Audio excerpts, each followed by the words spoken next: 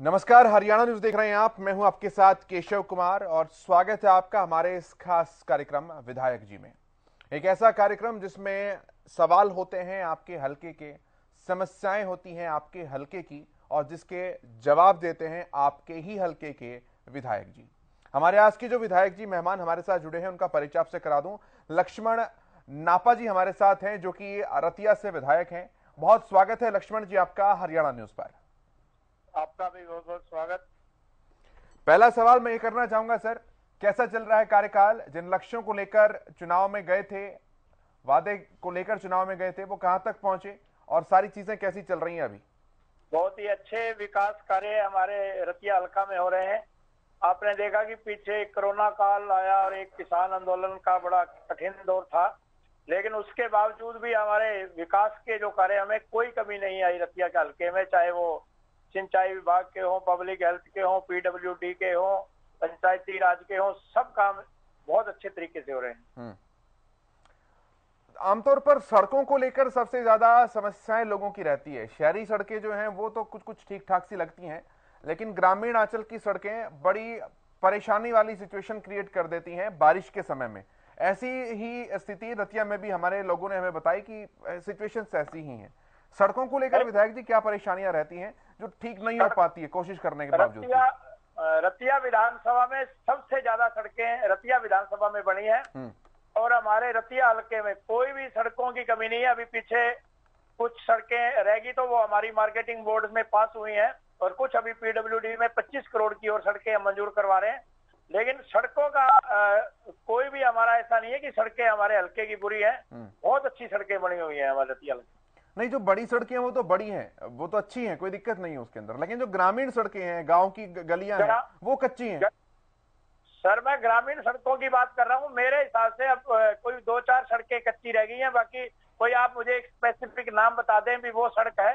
लेकिन बहुत सड़कें रतिया हल्के में, पीछे भी दुष्यंत जी ने विधानसभा में कहा कि सबसे ज्यादा सड़कें रतिया हल्का में बनी है। अच्छा, तो जो विरासत में मिला था आपको सड़कों का जंजाल, आप कह रहे हैं कि आपने उसको और ज्यादा मजबूत किया है, सुदृढ़ बनाया है?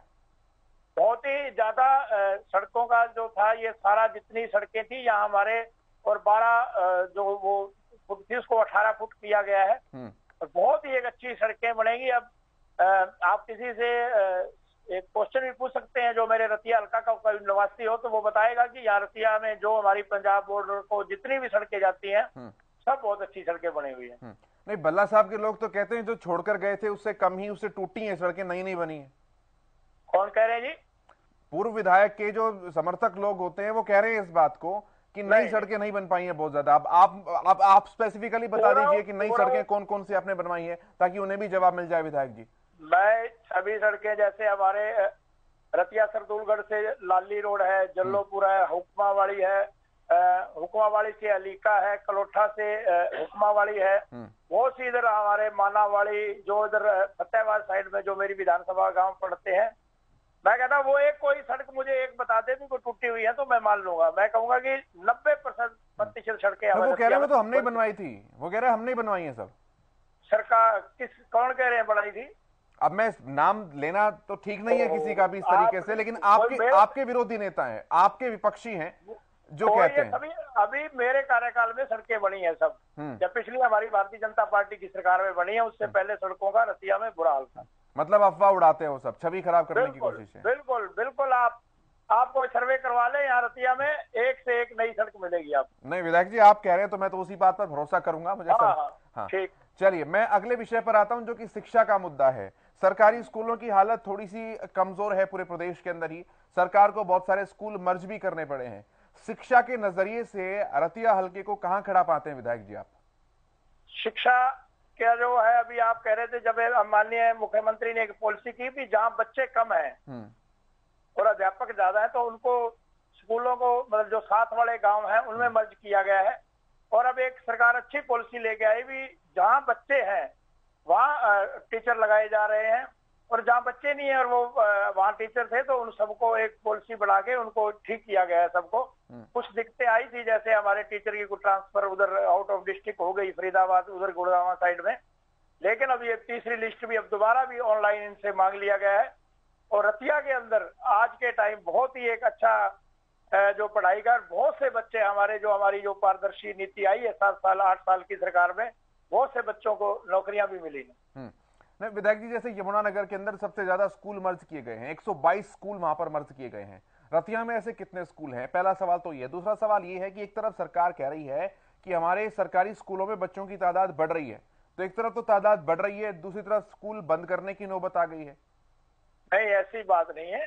स्कूल बंद करने की नौबत, जहाँ बच्चे बिल्कुल ही कम है, जहाँ जिसकी संख्या कम है, तो उनको साथ 1-2 किलोमीटर के नजदीक ही भेजा जा रहा है, कोई ज्यादा दूर नहीं है। और हमारी जो सरकार की नई जो अभी पॉलिसी आई है सेंट्रल गवर्नमेंट की ओर की, कि एक बढ़िया एक शिक्षा मिले बच्चों को, वो सुशिक्षित हों। ऐसा नहीं है अभी एक बच्चे वहां सिर्फ 50 और 5 अध्यापक वहां पढ़ा रहे हैं, तो वो इसका कोई मायना नहीं बनता। जहाँ बच्चे ज्यादा हैं उन स्कूलों में टीचर भी वहां ज्यादा लगाए गए हैं। और जैसे अभी कई ऐसा था, एक जो पॉलिसी अभी नहीं बनी है, जैसे जो हमारा अध्यापक है साइंस का अध्यापक है, तो वो मैथ भी पढ़ा सकता है। तो ये कुछ अलग अलग वहाँ साइंस टीचर थे, मैथ टीचर थे, तो उनको ठीक किया गया है सब। जो बुनियादी सुविधाएं हैं, जो बुनियादी ढांचे हैं स्कूलों के अंदर, खासतौर पर प्राथमिक स्कूल की बात अगर करते हैं, प्राइमरी स्कूल की बात अगर करते हैं, तो वहां पर चीजें ठीक नहीं बताई जाती हैं। कहीं छत टपकती हुई देखी जा सकती है बारिशों के दौरान, कहीं पर जो प्लास्टर है दीवारों का सफेदी वो ठीक नहीं है, कहीं पर ब्लैक बोर्ड जो है वो धुंधला हो चुका है, कहीं पर बच्चे टाट पट्टी के ऊपर बैठे हुए हैं। बहुत ज्यादा स्कूल तो नहीं कहूंगा मैं, सुधार लगातार हो रहा है, मैं ऐसा नहीं कहूंगा बिल्कुल ही नकारात्मक चीजें हैं, लेकिन अब भी कुछ जगह इस तरह के दृश्य देखने को मिल जाते हैं। लक्ष्मण जी, बहुत ही अच्छे स्कूल, जो मेरे गांव का स्कूल है 8th तक का मिडिल स्कूल है, वहां पे एक बार जाकर देखा, वहां मॉडल क्लासेज लग रही हैं सारी, और वहाँ पार्क है, और अब सारे स्कूल बड़े अच्छे सुंदर स्कूल बन रहे हैं।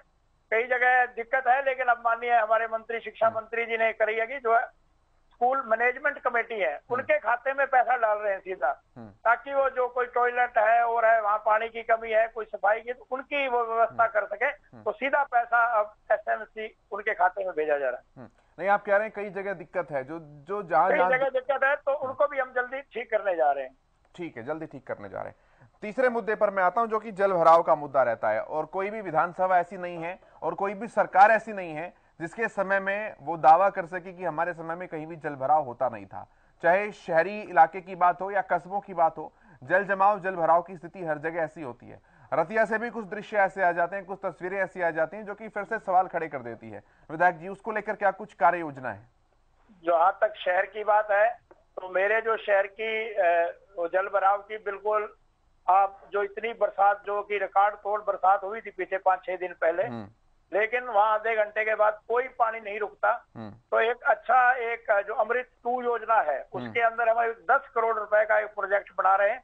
जो बरसाती पानी है वो जाए, हमारी घग्गर नदी हमारे रतिया के बिल्कुल जा रही, बरसाती पानी उस घग्गर नदी में वहां का जाएगा। और एक सीवरेज बड़ा प्रॉब्लम जो है सीवरेज की, उसका भी एक अमृत 2 योजना में अभी माननीय सीएम साहब को, हमारे जो चेयरमैन बने हैं वाइस चेयरमैन और सभी पार्षद सीएम साहब से मिले थे, और बहुत जल्द ये दोनों शहर की ये जो है हमारी प्रॉब्लम खत्म हो जाएगी। लेकिन गांवों में कुछ प्रॉब्लम आई है अभी जल भराव की। मेरे इधर हांसपुर हड़ोली गांव है, इधर बिरडाना भूथल, काफी गांव में, तो वहाँ की जो है बहुत जल्दी प्रशासन, मैं खुद भी कई गाँवों में दौरा किया मैंने, तो उनकी हम सूची सर्वे करवा के बना रहे हैं। कई मकान गिरे हैं कई गरीब व्यक्तियों के, तो माननीय सीएम साहब से भी बात हुई है, और बहुत जल्द इनको मुआवजा हम दिलवाने जा रहे हैं। तो जहाँ भी जल भराव की बरसात इतनी रिकॉर्ड, काफी वर्षों बाद ये रिकॉर्ड तोड़ बरसात हुई है, लेकिन फिर भी हमारे प्रशासन, जो माननीय डीसी साहब, विधायक जी, जो मुआवजा हो गया वो तो इलाज हो गया समस्या का, ठीक है, एक मरहम पट्टी ऊपर ऊपर हो गई, लेकिन समस्या को जड़ से कैसे खत्म किया जाएगा? इसमें हम रिचार्ज बोर अभी माननीय सीएम साहब से मिलकर रिचार्ज बोर लगवाने की कर रहे हैं, कि यहाँ जो जल भराव की जहाँ शिकायतें, वहाँ रिचार्ज बोर लगे ताकि वो पानी वहाँ जाए। और आपको लगता है कि ये काम बहुत जल्द पूरा हो जाएगा? क्योंकि बहुत बड़ा प्रोजेक्ट है, बहुत बड़ा प्रोजेक्ट होगा सर। काफी गाँवों में, हमारे इधर चिमोर काफी गाँव है जहाँ हमने रिचार्ज बोर लगवाए हैं पीछे सिंचाई विभाग ने। अब जो इधर गाँव है हड़ोली कुंबर, इधर जो बिरडाना भूथल, इसमें भी हम ये रिचार्ज बोर, हरियाणा की एक सरकार की सिंचाई विभाग की स्कीम आई है, और उसमें ये हम रिचार्ज बोर्ड लगवाने जा रहे हैं। तो सारे गांव में लग जाएंगे विधायक जी, या चिन्हित किया कुछ गांवों को? जल भराव की दिक्कत आई है इस बरसात में, जहां भी कोई किसान मांग करेगा तो वहां उस खेतों में वहां लगवाएंगे हम। अगला मुद्दा स्वास्थ्य का आता है। जो सरकारी अस्पताल हैं या जो पीएचसीज हैं, पब्लिक हेल्थ केयर सेंटर्स हैं, वहां की स्थिति भी बहुत ज्यादा ठीक ठाक नहीं बताई जाती है। पहले आप बताइए रतिया का क्या कुछ रिपोर्ट कार्ड है स्वास्थ्य के मामले में? अभी हमारी काफी गांवों में, जैसे नागपुर है, ब्लॉक है, बिरडाना गांव है, जहां हमारी महमड़ा गांव में इनमें अच्छे मतलब वो ये बनी है पीएचसी सीएचसी कई गांवों में, और काफी जो डॉक्टरों की नई भर्ती हुई है, तो इन गांवों में अभी हमारे जो डॉक्टर भी आए हैं, अभी कुछ दिखते हैं अभी, और माननीय वी साहब से अभी बात हुई है तो वो कह रहे हैं अभी नए अभी जो डॉक्टरों की भर्ती भी बहुत जल्द करने जा रहे हैं। लेकिन अब पिछले इन दिनों में काफी हमारा जो नर्सिस और काफी जो स्टाफ इन हॉस्पिटल में आया है। लेकिन हड़तालें तो फिर भी होती हैं, हम देखते हैं कई जगह कोई डॉक्टर वो हड़ताल पर बैठे हैं या कोई स्वास्थ्य कर्मी है वो हड़ताल पर बैठे हैं, अपनी अपनी बहुत सारी शिकायतें होती है, मरीजों को खामियाजा भुगतना पड़ता है उनका। विधायक जी, जो हमारी पिछली 8 साल की माननीय मनोहर लाल जी के नेतृत्व में ये सरकार चल रही है, बहुत सी स्वास्थ्य के प्रति हमने ध्यान दिया है, बहुत सा बजट इस पे खर्च कर रही है सरकार। लेकिन कुछ प्रॉब्लम्स हैं तो उनको हम उनसे मिलके, उनके जो ऐसे जो डॉक्टर्स हैं या जो भी इनकी यूनियन है, आशा वर्कर हैं, नर्सिस हैं, तो उनसे मिलके उनकी समस्या का हल कर रहे हैं। 120 गांव पड़ते हैं फतेहाबाद जिले के अंदर। रतिया की अगर बात करते हैं, तकरीबन संख्या थोड़ी बहुत ऊपर नीचे हो सकती है मेरी स्टडी के हिसाब से 100 के करीब है। हाँ, 100 के करीब गांव पड़ते हैं। तो उन 100 गांवों की अगर बात करें तो 100 गांवों के ऊपर कितने अस्पताल हैं? क्योंकि गांवों की लोगों की संख्या ज्यादा है, अस्पताल और पीएचसी की संख्या कम है। क्या उसको बढ़ाने को लेकर कोई नया अस्पताल, नई योजना को लेकर मुख्यमंत्री जी से कुछ बात या मांग आपकी? तो अभी फतेहाबाद के अंदर एक 200 बेड का हॉस्पिटल नया बनाने की घोषणा करी है। लेकिन मैं यह कहूंगा कि जो हमारा सिविल हॉस्पिटल है फतेहाबाद और रतिया का, इतने अच्छे हॉस्पिटल बने हैं, आप वहाँ का जो व्यवस्था आप देखेंगे जैसे प्राइवेट हॉस्पिटल में वैसी व्यवस्थाएं यहाँ हॉस्पिटल में है। तो अभी ब्लॉक लेवल पे जैसे बड़े गांव हैं हमारे, बिरडाना, नागपुर का मैंने जिक्र किया, दरियापुर, इधर हिजरावा में पीएचसी बनी है, बहुत से गांव बड़े गांव हैं जिनमें ये हॉस्पिटल बन रहे हैं। और अब जो आप बात कर रहे हैं पुरानी, ये 15-20 साल पुरानी बातें हैं। अब तो जो हमारे हॉस्पिटल है सब में नई व्यवस्था बनी और सब लोगों को बहुत फायदा हो रहा है इसका। विधायक जी, मैं एक चीज और आपसे जानना चाहूंगा। आमतौर पर तमाम विधायकों का हम ये स्पेशल प्रोग्राम कर रहे हैं, हम उससे बात करते हैं। जो विधायक हैं विपक्षी पार्टियों के, खासतौर पर कांग्रेस विधायक, उनकी ये शिकायत रहती है कि विकास कार्यों को लेकर हमारे कांग्रेस विधायकों के साथ थोड़ा सा भेदभाव किया जाता है, पैसा उतना नहीं पहुंचाया जाता जितना भाजपा के विधायकों को पहुंचाया जाता है। आप चूंकि बतौर विधायक, आप किस तरह से देखते हैं शिकायत को, इस समस्या को? माननीय मुख्यमंत्री जी की जब ये दूसरी बार सरकार बनी आज से 3 साल पहले, तो सभी विधायकों को उन्होंने 5-5 करोड़ रुपए दिए। आज तक पिछला सारा 1966 में हमारा हरियाणा बड़ा है, तब से लेके अब तक का रिकॉर्ड देख लें कि किसी भी मुख्यमंत्री ने ये घोषणा नहीं की। सिर्फ वो अपना ही विकास में, माननीय चौटाला साहब थे तो जो इनका एरिया पड़ता था वहां विकास कराते थे, चौधरी बंसीलाल जी थे, वो आपका हल्के में माननीय हुड्डा साहब थे तो रोहतक में विकास कर। लेकिन माननीय मनोहर लाल जी के नेतृत्व में सबका साथ और सबका विकास का जो नारा है, और वो जो भी हम देखते हैं माननीय मुख्यमंत्री जी से विपक्षी विधायकों में मिलते हैं और उनके हाथ में ये जो उनके अपनी लेटर पैड पे लिख के अपने काम लेके जाते हैं, मुख्यमंत्री जी करते हैं। अभी आपने देखा कि माननीय कुलदीप बिश्नोई जी आज तो हमारे भारतीय जनता पार्टी में शामिल हो गए हैं, लेकिन बहुत से काम उन्होंने करवाए जब वो कांग्रेस में थे। तो मतलब ये विधायक जो इस तरह की बात करते हैं वो बिल्कुल, मैं इससे सहमत नहीं हूँ। बहुत अच्छे काम माननीय मुख्यमंत्री जी सभी का, सबका साथ सबका विकास के तहत कर रहे हैं। अब चूंकि आप कॉन्फिडेंटली बोल रहे हैं तो मैं स्पेसिफिकली नाम दे देता हूं। हम नीरज शर्मा, जो कि फरीदाबाद एनआईटीसी कांग्रेस विधायक है, जब हम उनसे बात कर रहे थे अब लाइव प्रोग्राम के दौरान, उन्होंने ऑन रिकॉर्ड ये बात कही कि जब योजनाओं का ब्यौरा मैंने मांगा सरकार से कि किस जिले में कितने पैसे दिए गए, तो 87 नंबर फरीदाबाद एनआईटी के सामने 0 लिखा हुआ था। मैंने विधानसभा स्पीकर को यह बात कही कि सर भले ही 11 रुपए दे देते शकुन के नाम के, तो उन्होंने कहा कि ये 19-20 का फर्क नहीं, 999 का फर्क है। नीरज शर्मा जी मेरे दोस्त हैं, बढ़िया मित्र हैं, लेकिन सबसे ज्यादा काम अगर कोई ले रहा है आज तो नीरज शर्मा ले रहा है भारतीय जनता पार्टी की सरकार में। अच्छा, मैं दावे के साथ कह सकता हूँ। तो फिर उनकी शिकायत क्यों है लक्ष्मण जी इस तरह से? वो काम है, विपक्ष का काम है बोलना। मैं तो उनसे मजाक में कहता हूँ, नीरज जी आप सबसे कम ले रहे हैं ज्यादा सरकार में, और आप ही ज्यादा बोलते हैं। वो काम है उनका बोलना, लेकिन काम आज भी उनके सबसे ज्यादा हो रहे हैं सरकार में। नहीं, वो कह रहे हैं कि मेरे फरीदाबाद के लोगों के साथ अन्याय हो रहा है, मैं जितने काम वो लाता हूँ नहीं। आपने विधानसभा में भी वो तो ये कह रहे हैं कि बोलते मेरे ज्यादा यहाँ तो नारियल फोड़ने को लेकर होड़ मची रहती है कि सांसद फोड़ेंगे या कोई और फोड़ेगा, मेरे अपने काम नहीं हो रहे हैं। ऐसी बात नहीं है, नीरज शर्मा जी भी माननीय मुख्यमंत्री जी से मिलते हैं और बहुत से काम करवा रहे हैं। नशे को लेकर मैं बात करना चाहूंगा लक्ष्मण जी। चिट्टे की जो समस्या है वो पूरे सिरसा क्षेत्र के अंदर जो है, चाहे वो कालांवाली हो, चाहे वो सिरसा हो, फतेहाबाद हो, रतिया हो, 19-20 का ही फर्क है, वरना नशे की समस्या हर जगह है, परेशान करने वाली स्थिति में है, युवाओं को अपनी जद में ले रही है। कुछ इसका एक्शन प्लान है क्या? ये जो बात आपने कही है बिल्कुल ठीक कही है कि जो हमारा इलाका है पंजाब बॉर्डर का, फतेहाबाद जिला, सिरसा जिला, तो यहाँ नशे की बहुत दिक्कत है। और जो हमारी माननीय एसपी महोदय अभी आई हैं, उन्होंने भी काफी कंट्रोल किया। उससे पहले भी एसपी थे, मैं भी खुद मिलके उनसे बाई नेम बाई, जैसे गांव है हमारे यहाँ, काफी गांव हैं जिनमें नशे का ज्यादा है, तो उसमें जैसे लाली, रत्ता खेड़ा और ये हमारे गांव, उनमें बड़े अच्छा पिछले SP R S Maurya ji थे, बहुत ही कंट्रोल किया हमने, वहां के लोगों को जागरूक किया भी कोई भी लोग जो कोई नशे में पकड़ा जाएगा उनकी जमानत नहीं लेगा। और ठीकरी पहरे तक हमने लगाए हैं रत्ताखेड़ा गांव में। और मैं कहता हूं कि बहुत ही एक मास्टर प्लान सरकार ने तैयार किया है। श्रीकांत यादव जी एक बहुत ही हमारे अफसर हैं एडीजीपी, जो खुद पहले फतेहाबाद के एसपी रह चुके हैं, और उन्होंने यहाँ बिल्कुल जो पहले एक अफीम बुर्की का यहाँ एक बड़ा जो वहां ये चलता था उसको उन्होंने खुद बंद किया। और आज भी मेरी उनसे बातचीत होती रहती है, और वो बड़े एक्टिव, अभी सिरसा आए थे 2-3 दिन पहले, और वो बड़े हैं कि अभी देखो आपने देखा कि 3-4 दिन पहले नशा तस्कर हैं जो उनकी जो बिल्डिंग्स उन्होंने ये अवैध कमाई से जो बिल्डिंग कोई होटल वगैरह या जो घर बनाए थे उनमें बुलडोजर चला है। और ये एक लोगों में सीख जाएगी कि अगर हम कोई गलत काम ये नशे का ये करेंगे तो ठीक नहीं होगा। और आज सरकार जो हमारी है माननीय मनोहर लाल जी के नेतृत्व में पूरे आक्रामक मूड में है, और इसको जल्द इसको नशे को खत्म करेंगे। विधायक जी, बुलडोजर चलाने को लेकर भी कुछ लोगों का ये मत है कि ये बुलडोजर जैसी कार्रवाई किसी के ऊपर नहीं होनी चाहिए।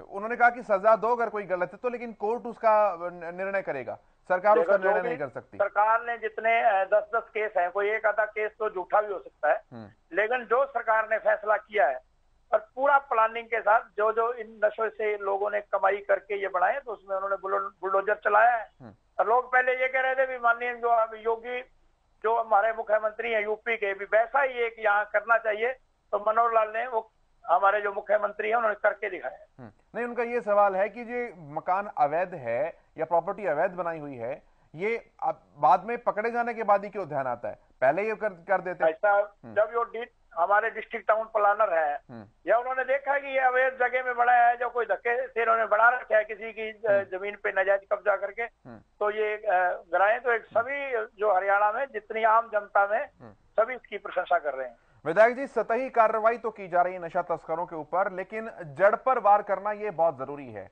जो नशा कर रहा है उसे पकड़ लेना, उसे गिरफ्तार कर लेना, जो नशा बेच रहा है उसे पकड़ लेना, उसे गिरफ्तार करना। लेकिन दिल्ली से पूरी की पूरी खेप आ रही है, पंजाब से पूरी की पूरी खेप आ रही है, ये बड़ी मछलियों को कब पकड़ा जाएगा? अभी हमारे माननीय मुख्यमंत्री मनोहर लाल जी, पंजाब के मुख्यमंत्री, राजस्थान के, दिल्ली, जम्मू कश्मीर के जो हमारे प्रशासक हैं या हिमाचल के हैं, तो इन्होंने एक एसटीएफ का गठन किया है। पीछे भी एक जयपुर में माननीय अमित शाह जी के नेतृत्व में एक मीटिंग हुई थी इन नशा तस्करों के और गैंगस्टर इनके खिलाफ। तो एक बड़ा प्लानिंग करके सभी स्टेट और सेंट्रल गवर्नमेंट मिलके बहुत जल्द इसको इस नशे को जड़ से खत्म करना चाह रहे हैं। विधायक जी, कुछ पॉइंट्स हर सरकार लेकर चलती है, हर विधायक लेकर चलता है कि इन 5 साल के अंदर मुझे कम से कम ये भी बड़ी समस्याएं हैं जिनको मैं टारगेट कर रहा हूं और इन पर मुझे काम करना है। आप भी जाहिर सी बात है एक परिपक्व नेता हैं, विधायक हैं, लेकर चले होंगे उन रूट मैप्स को। कहां तक पहुंच पाया है वो सफर समस्याओं के समाधान का? जब मैं विधायक आज से 3 वर्ष पहले विधायक बना था, उस टाइम रतिया शहर की कुछ बातें थी, एक नहरी पानी के वाटर वर्क्स की थी। क्यों जो हमारा रतिया शहर है वो गग्गर के किनारे बसा है। आपने पीछे देखा कि पंजाब की फैक्ट्रियों का गंदा पानी यहाँ आता था, तो बड़ी एक प्रॉब्लम थी, हमारे हेपेटाइटिस सी की, कैंसर की, तो मेरा एक सबसे पहला जो था कि एक रतिया शहर में एक नहरी पानी का वाटर वर्क्स बने, और वो एक 62 करोड़ रुपए का मैंने मंजूर करवाया है, और वो बहुत जल्द उसका टेंडर लग के और वो एक शहर को सौगात मिलेगी। और मेरा आने वाला जो एक मैप है, तो एक रतिया में एक खेल मैदान जो 6.5 एकड़ जमीन खेल स्पोर्ट्स विभाग को हैंड ओवर हो चुकी है, तो एक बढ़िया एक खेल मैदान वहां बने, ताकि जो हमारे बच्चे इधर नशे की तरफ ना जाकर एक खेलों की तरफ उनका रुझान हो। और एक हमारा जो सिंचाई का जो है यहाँ एक रंगोई नाला हमारे यहाँ से गुजरता है, उसको देख के उसके ऊपर भी एक को काम करने का विचार कर रहे हैं कि जब हमारे यहाँ बाढ़ आती है तो इसको हमारे इन लोगों से बचाया जाए। अभी यहाँ जो जल भराव की बातें आई थी और बहुत से हमने देखा कि लोगों की फसलें डूब गई और मकान, इससे यही जैसे आपने कहा पहले मेरे से आपने क्वेश्चन पूछा था, एक रिचार्ज बोर बनाने की हम करने की यहाँ योजना बना रहे हैं। और एक रतिया शहर के लिए मैंने कहा कि 10 करोड़ रुपए का एक एस्टीमेट अभी बनाया है, जो ये सारा बरसाती पानी वहाँ घग्गर में जाएगा। तो बाकी जो सीवरेज का पानी है उसमें नदी में नहीं जा सकता, लेकिन ये जो हम प्लान कर रहे हैं कि जो बरसाती पानी है वो इधर जाए और शहर में जो ये जल भराव की है इससे छुटकारा मिल सके। स्थानीय सांसद का कितना सहयोग, कितना कोऑर्डिनेशन मिल पाता है लक्ष्मण जी? बहुत ही अच्छा हमारा आपसी का कोऑर्डिनेशन है। माननीय सांसद महोदय ने अभी देखो कि इतने हमारे 30-40 गांवों की एक ये थी कि सिरसा दिल्ली हाईवे पे एक जो पुल बनने की बात थी हांसपुर इधर कैंचियों पर, तो माननीय हमारी जो सांसद महोदय ने बहुत जल्द वो पुल मंजूर करवाया और उसका भी टेंडर लगने जा रहा है। तो पूरी हमारी जो भी कोई बात है तो पूरा तालमेल है हमारा। चलिए, बहुत शुक्रिया लक्ष्मण जी आपका हमारे साथ जुड़ने के लिए, अपना कीमती समय देने के लिए, रतिया हल्के के समस्याओं पर समाधान और उस पर बात करने के लिए बहुत धन्यवाद, बहुत शुक्रिया। तो विधायक जी की इस कड़ी में आज मेरे साथ इतना ही। अगले एपिसोड में हम फिर हाजिर होंगे आपके हल्के की समस्याओं के साथ और आपके ही विधायक के साथ। तब तक के लिए देखते रहिए हरियाणा न्यूज। नमस्कार।